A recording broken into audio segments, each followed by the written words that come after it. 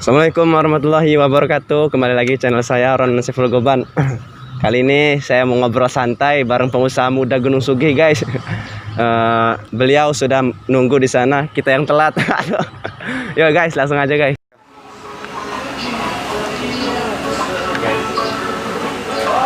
Udah dateng guys.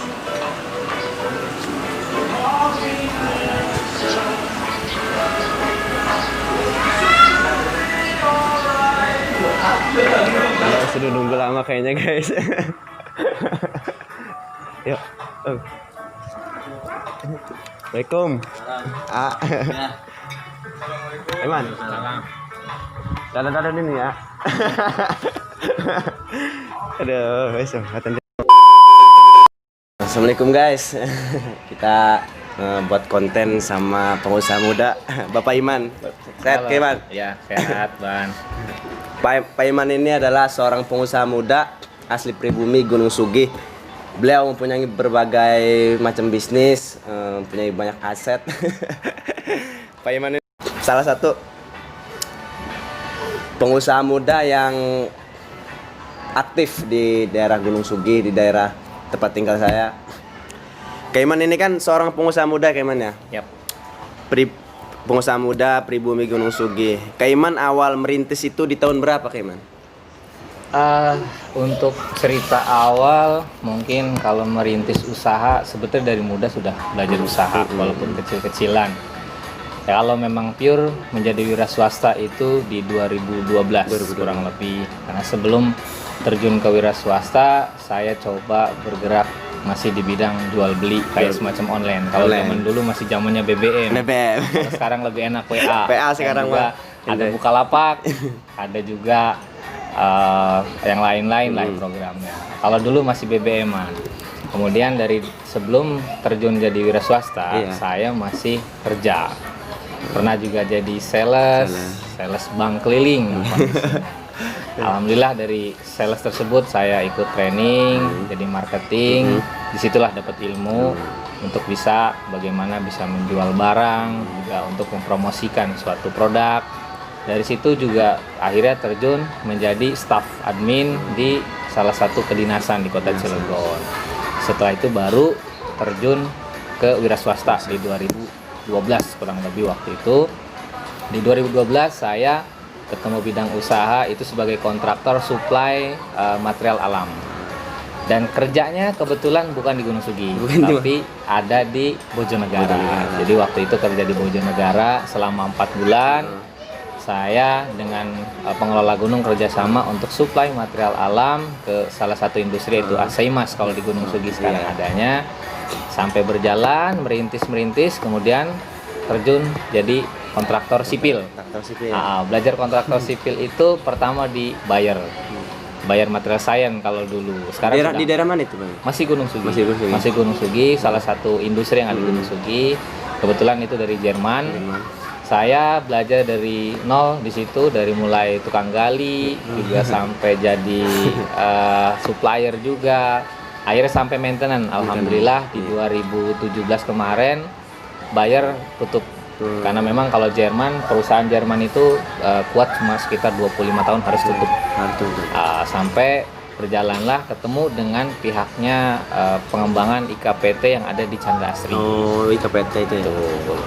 Gabunglah saya sama IKPT dari 2014 sampai sekarang, alhamdulillah. Jadi cukup panjang runtutannya. Ya, makanya kalau Gunung Sugih kenal saya itu bukan berarti saya ikut sama orang tua, tapi karena memang dulu saya terjun sendiri dan di luar daerah lingkungan saya sampai sekarang ketemulah dengan teman-teman Gunung Sugih. Itulah ceritanya. Seorang pengusaha muda yang merintis dari nol, guys. Nah, yang kedua, pertama Kak Iman terjun ke dunia usaha itu diajak saudara atau teman dekat, apa keinginan ingin bergerak sendiri, Kak Iman? Oke. Awal mula saya bergerak bidang usaha karena memang saya ketertarikan di bidang yang namanya wira swasta, di mana saya tertantang harus bisa memplanningkan diri, mempunyai target yang memang harus saya capai. adalah pertama untuk hidup, yaitu mempunyai uang. Benar. Itu tujuan utama saya. Kemudian saya tertantang bagaimana bisa mengembangkan ilmu yang saya miliki untuk bisa berkembang. Contoh salah satunya adalah bidang sipil, karena saya lulusan juga dari teknik. Saya coba kembangkan di bidang sipil dengan merintis, ya saya tadi bisa jadi tukang gali, tukang bikin fondasi, sampai bikin repair keramik, sampai bisa bikin gedung. Tapi bukan saya yang bikin, tetap tukang yang bikin. Tapi saya konsep kondisinya. Artinya itu menjadi modal saya untuk bagaimana saya bisa melanjutkan hidup dan juga mendapatkan hasil yang terbaik. Ya. Dari mulai merintis itu saya berjalan melihat juga dulu kebetulan orang tua juga wira swasta, dan saya melihat juga posisinya di Gunung Sugi ini dulu wira swasta cukup lumayan kompetitif. Ya, peluang banyak. Dan juga masyarakatnya juga cukup banyak yang jadi pengusaha. Tapi saya di situ mencoba untuk bagaimana proses yang sekarang berjalan oleh masyarakat atau yang sudah ada senior-senior sebelum jadi wira swasta, saya kembangkan yang bidang yang memang agak sedikit mereka agak berat. Ini adalah di bidang sipil teknisnya. Sipil itu bukan hanya sekedar pekerjaan, tapi sipil itu adalah pekerjaan yang memang kita harus mengetahui dasar mula sipil itu berdiri. Contoh misalkan dalam satu material itu terdiri pasti ada semen, ada batu, ada juga air. Nah itu komposisinya apa aja? Nah itu yang saya dalami. Untuk nanti saya terapkan di lapangan gitu. Kalau teman-teman yang lain mungkin dulu hanya taunya sipil, ngitungnya aja. Seperti ini peserta tenis, wis terserah anak buah. Nah ini saya tidak mau. Dulu saya coba terjun sendiri. Alhamdulillah. Sampai sekarang saya sudah mempunyai manajemen sendiri, sudah mempunyai PM juga, sudah mempunyai QC, sudah mempunyai surveyor juga. Alhamdulillah alat-alat pun punya sendiri sekarang, Bang. Masya Allah. Kaiman sipil, apa kuliahnya di teknik sipil? Ngambilnya Kaiman? Industri, Ban. Industri. Kebetulan saya dua dasar. Pertama adalah industri, dan kedua adalah manajemen. Nah, di manajemen itu saya kebetulan ngambil jurusan adalah manajemen entrepreneur. Yang dimana dulu saya waktu zamannya kuliah coba mengembangkan produk, membuat produk sendiri yang saya jual. Dulu saya makanan ringan. Makanan ringan, combine dulu itu kalau tidak salah saya ingat adalah di manisan sama di kue bolu kenong yang diisi sama selai.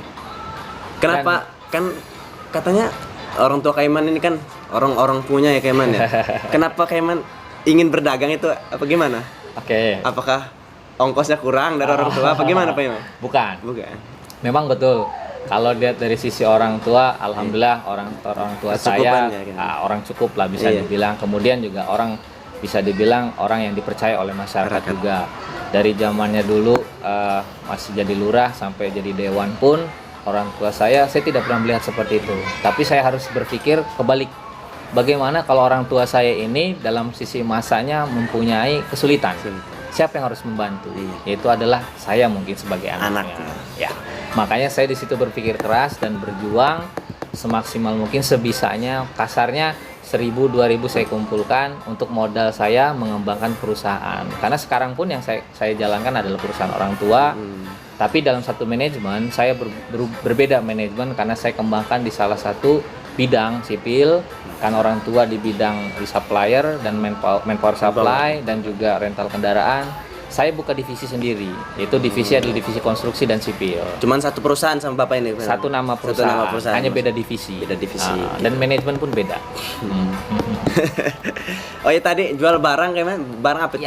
Makanan ringan? Itu makanan. Kenapa saya tertarik makanan? Karena saya lihat basic makanan ini suatu bisnis yang kuliner bisa ya. Dibilang tidak kebutuhan sih kebutuhan orang. Tidak akan bisa orang itu hanya sekedar berhenti di situ karena namanya kebutuhan beda kayak kita punya kebutuhan yang tidak pokok. Kalau makanan kan pokok.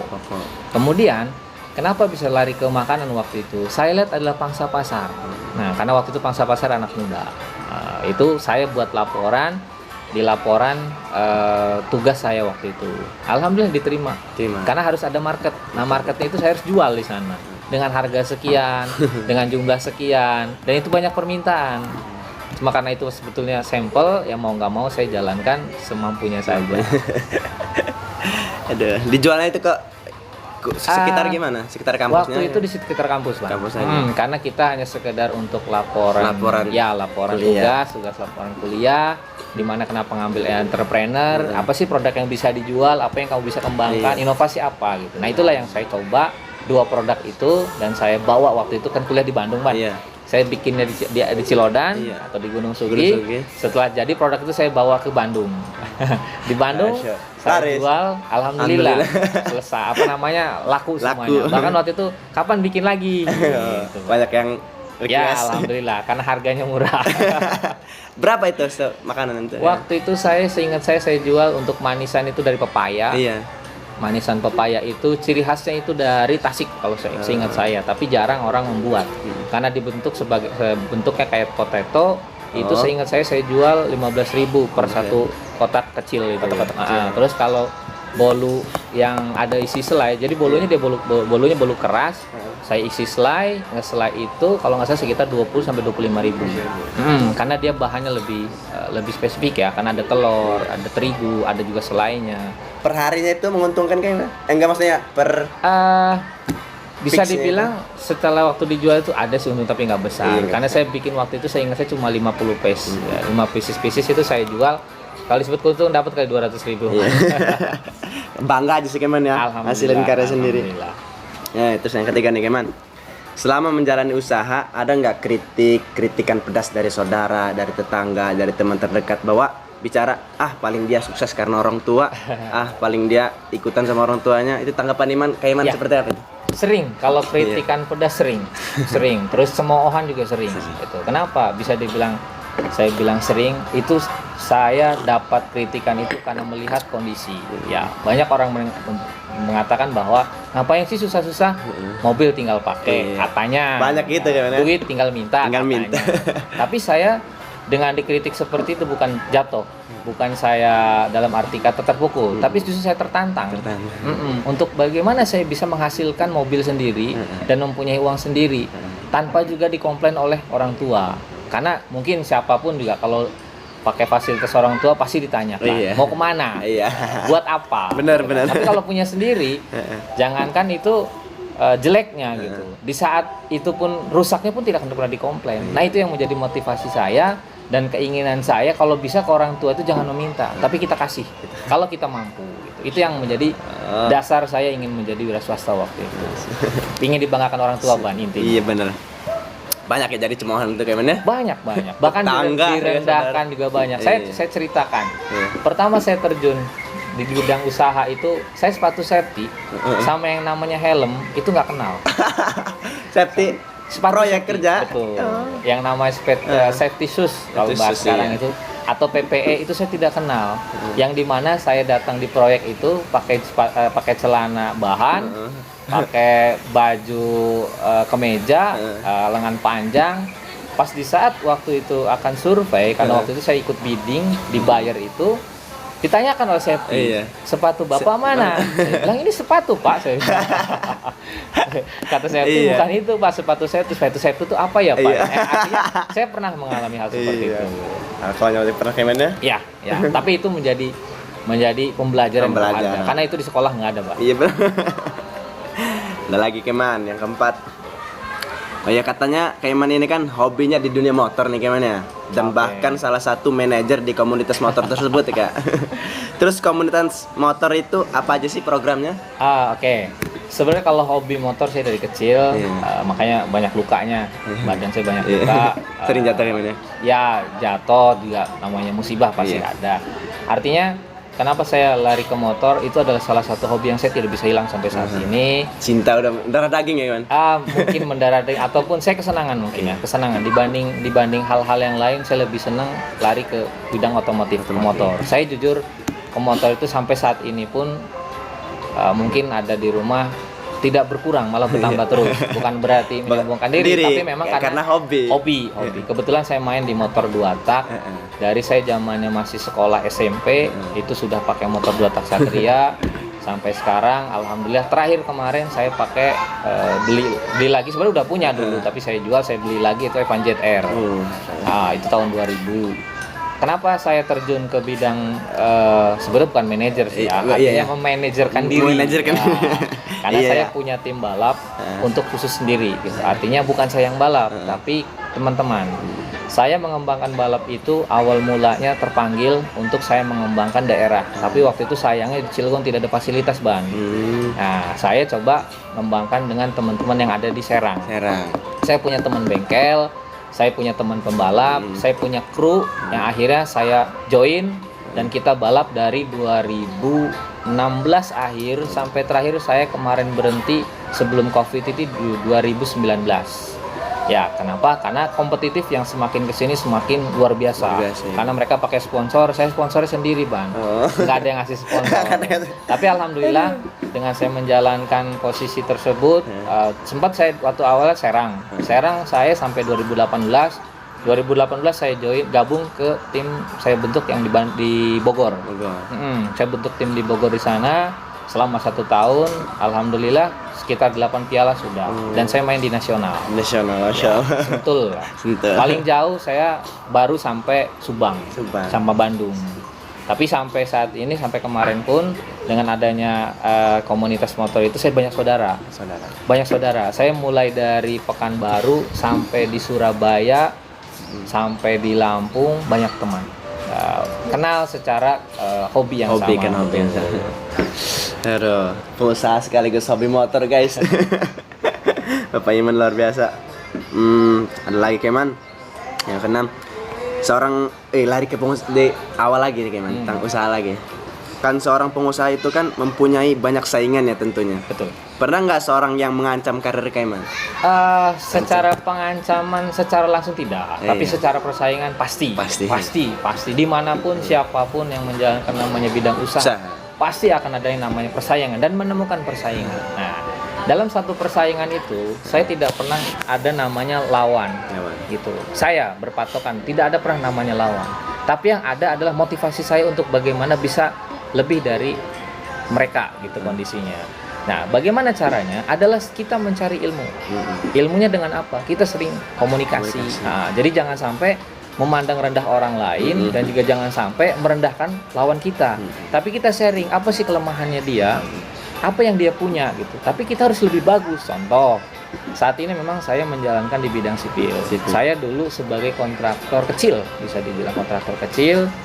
Sampai dulu saya di IKPT, Inti Karya Persada itu, Ban, itu hanya sekedar supplier dan helper. Hanya menyuplai barang kecil lah. Sempat juga anak buah saya diusir waktu itu karena nggak dianggap. Nah, itu menjadi motivasi saya bagaimana bisa dihargai oleh kontraktor Jakarta. Dengan apa caranya? Adalah dengan saya mengorek diri. Apa sih kontraktor Jakarta kelebihannya bisa datang ke Gunung Sugi? Apa sih kelemahan orang Gunung Sugi? Nah, saya mendapatkan posisi tersebut. Kualitaslah yang tidak dimiliki oleh pengusaha Gunung Sugi, dan prosedurlah yang dimiliki oleh Jakarta untuk bisa diterima oleh lokal. Ya. Nah, itu yang saya itu dari Jakarta ya Kaiman ya? Jakarta. Iya benar. Karena mereka adalah Menkon, salah satu Menkon itu bisa dibilang pemodal ya, bisa dibilang pemodal murni untuk membangun pabrik. Nah, saya dari situ belajar kelemahan dan kekurangan masyarakat Gunung Sugi dengan pengusahanya, dan saya mempelajari kelebihan dari pengusaha yang ada di Jakarta. Iya, saya alhamdulillah sampai sekarang mungkin saya agak sedikit bangga, boleh membanggakan diri, karena saya distandarkan oleh Sankyu dan GTA, di mana perusahaan itu perusahaan besar. Sankyu itu yang punya Jepang, GTA pun yang punya walaupun lokal Jepang. Berarti IKPT menstandarkan itu PT kayak mana nih? Alhamdulillah. Gitu. Saya mempunyai walaupun belum grade tinggi, tapi secara kualitas saya bisa menjaga sampai saat ini. Oh, luar biasa guys. Terus ya nih, apa tantangan terbesar yang dihadapi perusahaan saat ini kayaknya? Oke. Tantangan terbesarnya apa? Kalau untuk perusahaan saat ini yang saya miliki, tantangan terbesar adalah tidak lain dan tidak bukan adalah di kualitas human research-nya, di HRD. Apa? Di HRD? Human research. Ya. Itu gimana tuh, Man? Belum ngerti saya itu. Jadi bisa dibilang di sistem manajerial dan kekuatan di finance. Itu. Kenapa? Karena semakin tinggi perusahaan, tantangannya semakin berat juga, tanggung jawabnya semakin berat juga untuk pengembangan fasilitas. Di pengembangan fasilitas tersebut, Ban, itu wajib kita memiliki kekuatan modal. Nah, itu sebenarnya. Dan untuk saat ini kebanyakan perusahaan itu juga yang datang ke Gunung Sugi khususnya itu banyak perusahaan dari Jakarta, yang dimana notabene kalau perusahaan Jakarta datang ke daerah itu sudah pasti mempunyai modal yang besar ya. Iya, kalau bahasa kita perantau tidak membawa modal mau ngapain. Tapi kalau kita modal kecil pengennya gede Gitu nah, inilah orang kita tuh seperti itu gimana? Betul, itulah yang saya sebut bukan salah, tapi itu menjadi tolak ukur harusnya terhadap teman-teman. Jangan berbicara semua juga kita bisa kerjakan, tapi kita lihat juga kualitas dan kuat nggak modalnya. Benar. Pas dikasih kerjaan itu di atas 50 miliar, saya belum sanggup karena nggak ada modal. Itu tidak ada kata-kata seperti itu kalau dinamanya kerjaan. Harus dan bisa. Insya Allah, ilmu luar biasa guys. Ada lagi Kaiman? Apa sih rencana ke depan Kaiman ini? Oke, saya punya rencana mungkin ke depan ini saya berencana mencoba mengembangkan sayap. Mengembangkan apa? Mengembangkan sayap. Dalam arti gimana punya. tuh Pak? Karena ada nanti pengembangan yang dilakukan oleh daerah, di mana pasti banyak investor yang datang. Yang awalnya karena pandemi, yang terpending lah beberapa pembangunan pabrik baru. Project. Karena rencana di Cilegon itu akan ada 4 industri yang berdiri di khususnya di Cilegon. Di Gunung Sugi adalah satu, adalah bisa dibilang Chandra Asri 2 nanti, selebihnya ada di Merak, CAP2 dan juga nanti ada di Lingkar juga akan ada. Saya berencana akan mengembangkan yang namanya bidang usaha pertama untuk meningkatkan kapabilitas kita adalah membangun workshop. Nah, workshop yang lebih utama. Kenapa? Fasilitas workshop itu akan mendukung kita untuk melangkah menuju suatu pengembangan perusahaan. Betul. Yang kedua, saya berencana akan membuka usaha baru. Usaha apa nih? Perusahaan baru. Perusahaan tapi baru di lagi. bidang konsultan. Ya, kenapa saya bilang kan? Karena saya punya program, tidak mungkin saya akan bergerak di bidang hanya sekedar satu sipil aja. Tadi saya berencana akan di bidang konsultan. Konsultan ini rencananya kita akan bergerak di bidang safety ataupun training dari K3 lah, lebih intens adalah K3. Betul. Kenapa saya bilang? Karena saat ini di setiap perusahaan itu sudah menyetandarkan namanya safety first. Ya, bukan hanya di Chandra Asri saja, tapi nanti di seluruh industri itu akan berlaku yang namanya penerapan safety wajib. Itu syarat wajib apa adalah harus ada sertifikat ya, K3 umum minimal ya. Nah, betul. Itu untuk memunculkan sertifikat tersebut harus menggunakan pihak ketiga. Pihak ketiga itu adalah konsultan. Nah, kamilah yang nanti akan terjun. Itu yang terbaru mungkin kondisinya, Bang. Rencana ke depan itu ya gimana? Rencana ke depan. Tapi nextnya lagi mungkin akan ada pengembangan yang baru lagi setelah itu. Rencana ke depan itu dulu gimana? Ya, sebenarnya kalau pandemik ini selesai, mungkin masih banyak rencana karena kondisi pandemik ya. Iya. Sekarang kan banyak milenial ya gimana? Terakhir nih. Banyak milenial yang menghabiskan waktunya untuk sesuatu yang sia-sia ya gimana? Motivasi untuk saya nih gimana nih? Umumnya buat mereka apa gimana? Untuk milenial nih. Sebenarnya kalau motivasi saya berhubung bukan milenial lagi nih. Tapi kalau saya melihat kan yang udah berpengalaman gitu. Kalau saya melihat saat ini berbicara milenial, kalian tuh lebih beruntung. Lebih beruntung daripada pada masa saya waktu itu. Kenapa? Pertama adalah informasi yang cepat ditangkap. Kedua, fasilitas yang cukup lumayan mendukung. Ya, ada gadget, ada juga TV media, ada juga YouTube. Ya kan? Ya kayak sekarang nih, kan ada YouTuber kan bilang.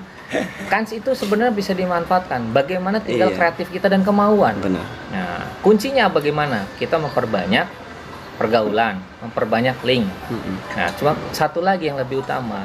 Saya kembalikan kepada milenial-milenial yang ada. Konsep apa yang dimiliki oleh milenial untuk mengembangkan dirinya lebih baik ke depan?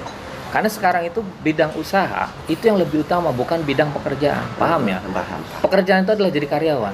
Bukan zamannya lagi. Bukan zaman. Nah, kalau kita mempunyai kemampuan. Bukan zaman lagi, Bos. Iya. Kalau sekarang itu adalah kreativitas. Karena pendukungnya sudah ada. Kalau zaman dulu pendukung itu berat. Ya kan? Makanya banyak orang jadi karyawan. Kalau sekarang kalau bisa jadi pengusaha lah. Dengan apa? Cara kreativitas. Untuk mengembangkan kreativitas apa? Belajar. Nah, makanya kunci satu-satunya kalau bisa lanjutkan pembelajaran kuliah bang. Dari kuliah akan menemukan nanti pertemanan, ilmu, dan hal-hal yang lain nanti akan bisa kamu kembangkan. Itu yang lebih utama. Selain juga lebih utama membanggakan orang tua. Membanggakan orang tua. Dari 2012 sampai sekarang nih di 2020, apa sih yang diperoleh Kak Iman selama menjalani usaha itu supaya kita juga belajar di usia muda nih untuk menjadi motivasi juga untuk kita. Oh, maksudnya apa yang sudah dihasilkan? Iya, apa yang sudah dihasilkan selama menjalankan usaha. Dari dulu Saya 2012. bingung kalau menjalankan ini harus mana dulu nih posisinya. Oke, nggak apa-apa. Untuk sebagai motivasi teman-teman ataupun junior saya mungkin ya, junior saya ataupun kaum milenial kalau saya sebut sekarang. Sedikitnya mungkin pertama saya sudah mempunyai rumah sendiri. Alhamdulillah juga mempunyai kantor sendiri. Alhamdulillah juga. Kemudian yang terbaru adalah saya sudah menyelesaikan pembangunan workshop juga. Nah, tinggal nanti selamatan yang belum. Selebihnya ya kecil-kecilan, punya tabungan lah kecil-kecilan artinya ya. Itu yang mungkin selama saya berjalan dari 2012 sampai sekarang 2020 berarti kan sekitar 8 tahunan lah saya jalanin dengan coba menabung lah sedikit-sedikit ya. Kendaraan pun juga alhamdulillah sudah mempunyai sendiri. Jadi ya sampai yang tadi dibilang dari awal pakai fasilitas orang tua tetap tidak akan nyaman walaupun mobil itu bagus punya orang tua. Kata orang di luar pasti berpikir itu mah punya orang tua. Tapi kalau kita punya sendiri, beli sendiri, itu akan menjadi kebanggaan untuk kita sendiri gitu bang. Insyaallah. Terus sekarang ini kan lagi rame-rame politik gimana? Terus setahu saya orang tua Kaiman ini kan lagi terjun ke dunia politik Kaiman. Bagaimana sih Kaiman membagi waktunya dan antara usaha sama membantu orang tua? Oke. Bidang politik ya. Bidang politik itu memang orang tua kebetulan sudah dari beberapa puluh tahun yang lalu juga sudah terjun di bidang politik. Nah, saat ini saya hanya sekedar membantu dalam arti kata untuk bisa mempromosikan bang, mempromosikan nama orang tua untuk bisa diterima oleh masyarakat. Pembagian waktu saya lakukan adalah saya pagi kerja, karena khusus pagi itu harus kerja, itu yang utama. Karena dapur juga harus ngebul bang, nggak bisa kita berpolitik juga melupakan usaha. Nah untuk masalah pembagian waktu, sore saya sampai malam baru di bidang politik. Dengan cara apa? Saya untuk politik ini karena memang bukan bidang saya selalu sharing dengan teman-teman dan mengumpulkan juga relawan-relawan untuk bisa berkomunikasi menjalankan tugas masing-masing di lokasi. Kenapa saya lakukan seperti itu? Tanpa saya berpikir panjang, posisi politik itu akan menyita waktu. Baik dari pagi sampai malam lagi, itu akan menyita waktu. Kadang-kadang orang berpolitik sama orang pengusaha kadang-kadang tidak bisa membagi waktunya. Karena usaha itu juga tidak bisa disebut hanya sekedar sejam 2 jam. Makanya butuh waktu. Saya selesaikan pagi hari sampai selesainya mungkin habis istirahat, habis makan siang. Selebihnya itu selama kerjaan saya sudah selesai, baru saya bantu untuk bisa komunikasi sebetulnya, bukan terjun ke politik ya, tapi sekedar komunikasi dengan teman-teman yang memang fokus untuk ngurusin politik bang. Mungkin nanti juga bukan hanya saya ya gitu, ada teman-teman yang lain, mungkin juga ada juga dari orang Gunung Sugi yang lain nanti akan terjun dan mempunyai anak. Ajaklah mereka juga untuk bisa sama-sama mempelajari kayak apa sih bidang usaha dengan politik bedanya. Tapi kalau saya boleh milih, lebih senangan bidang usaha. Iya, kenapa? Karena bidang usaha itu banyak ilmu yang kita dapat di lapangan, tapi bidang politik banyak gontokan yang terjadi di lapangan. Karena yang namanya politik itu bukan usaha, tapi adalah tanggung jawab. Betul, tanggung jawab untuk bisa kita namanya membantu ataupun juga menyenangkan masyarakat. Nah itu yang sebenarnya harus dipahami, bedanya politik sama usaha. Kalau usaha kita bisa beli sesuatu, kalau politik kita ngabisin sesuatu. Aduh. Ya udah Kaiman, itu aja sih. Oke.